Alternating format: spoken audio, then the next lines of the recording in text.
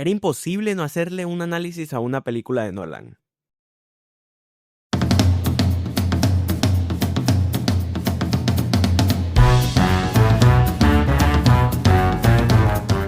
Cuando uno habla de cine, en algún momento terminamos llegando hasta este querido director. Tiene una cantidad de películas donde explora ideas bastante profundas. Interestelar, Inception, Memento o incluso Oppenheimer. Pero era difícil no terminar en su trilogía de Batman. Y es interesante porque logra mezclar un cine de superhéroes con una visión mucho más seria. Algo que incluso muchos directores como Martin Scorsese han cuestionado del género.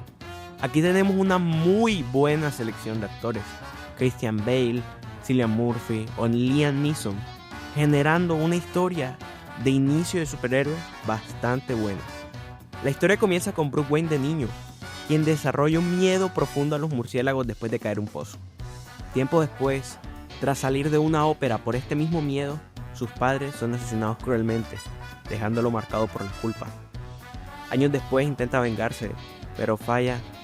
Y es ahí donde Rachel, su amiga de la infancia, la obliga a cuestionarse. Decide desde entonces entender el crimen desde la raíz, viajando por el mundo hasta terminar en prisión.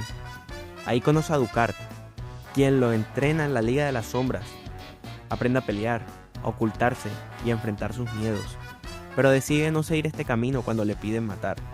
Es por eso que enfrenta a los que le enseñaron todo y regresa a Gotham. Cuando llega, encuentra que la ciudad está peor que nunca, y con la ayuda de Lucius Fox, uno de los directores de la empresa que está en decadencia porque lo acaban de echar de su puesto, crea el traje de Batman y comienza a combatir el crimen mientras mantiene su fachada de millonario filántropo. En paralelo, aparece el espantapájaros, quien usa una toxina que induce el miedo. Batman intenta detenerlo, pero es afectado por esta sustancia. Cuando logra recuperarse, descubre que el plan de ellos es contaminar toda la ciudad. Luego se revela que Ducard es en realidad Ra's al Ghul y que planea destruir Gotham usando el miedo como arma. La mansión Wayne es destruida y la ciudad entra en caos. El plan final consiste en usar un tren con un emisor de microondas para esparcir toda la toxina en la ciudad.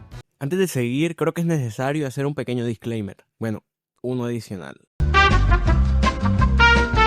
Ok, aquí suprimí muchas cosas de esta película porque tiene muchísimos detalles y hacerlo en un análisis donde el mayor objetivo es explicar algo de la película, me conviene mejor resumirla porque si no nos vamos a 40 minutos.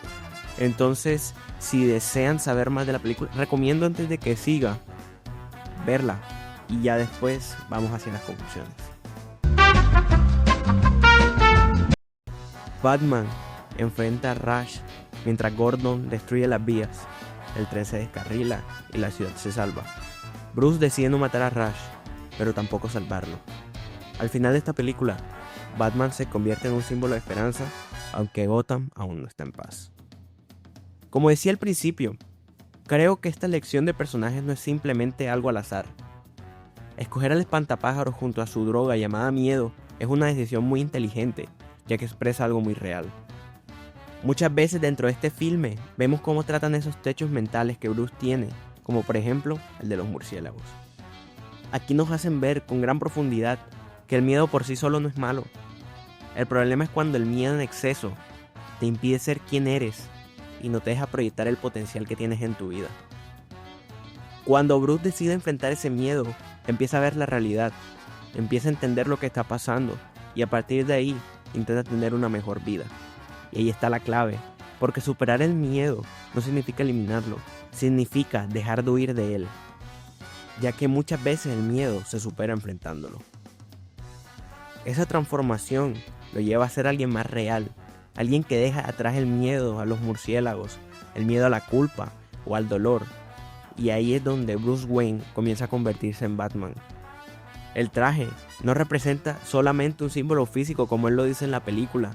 Para mí es una representación de madurez, de alguien más objetivo y de alguien que entiende algo importante, ya que él no vive rodeado de lo que teme, vive rodeado de lo que necesita.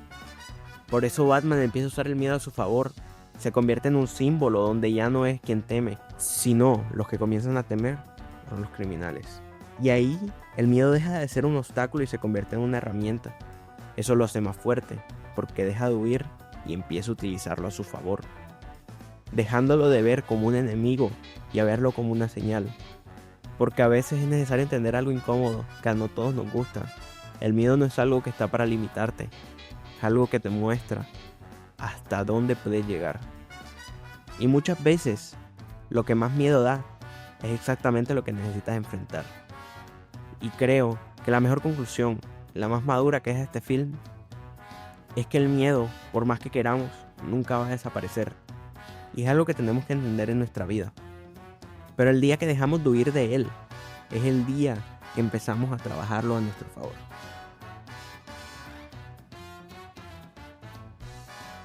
Hey, ¿cómo están? Llevaba rato sin hablarles así y pues bueno, agradezco a todos los que se han suscrito y los que no, me ayudan demasiado. Entonces, nos vemos en la próxima semana. Dios te bendiga.